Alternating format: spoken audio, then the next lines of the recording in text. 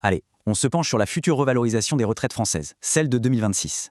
Alors, les chiffres officiels sont sortis, mais concrètement, qu'est-ce que ça change à la fin du mois?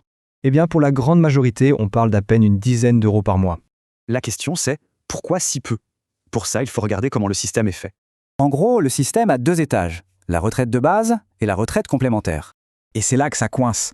La base augmente un tout petit peu, mais la complémentaire, elle, est gelée. Du coup, ce gel de la complémentaire Agirc-Arrco vient en fait annuler presque toute la hausse.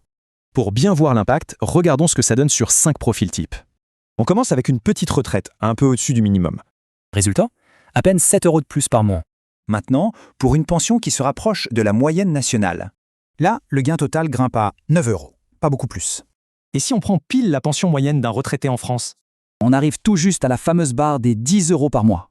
Passons à une pension un peu au-dessus de cette moyenne. Eh bien, l'augmentation est la même, toujours 10 euros. Même pour une pension plus confortable dans les 15% les plus élevés. Le gain reste vraiment faible, on est à peine à 12 euros. Pour voir à quel point cette hausse est faible, il faut la comparer. Regardez la différence avec les années d'avant, la chute est vraiment spectaculaire. Voilà ce qui explique ce qu'on appelle l'effet Croue de Raban. Donc pour résumer, la base monte à peine, la complémentaire ne bouge pas, résultat, un gain minime. La grande question, c'est est-ce que ça va devenir la nouvelle règle du jeu?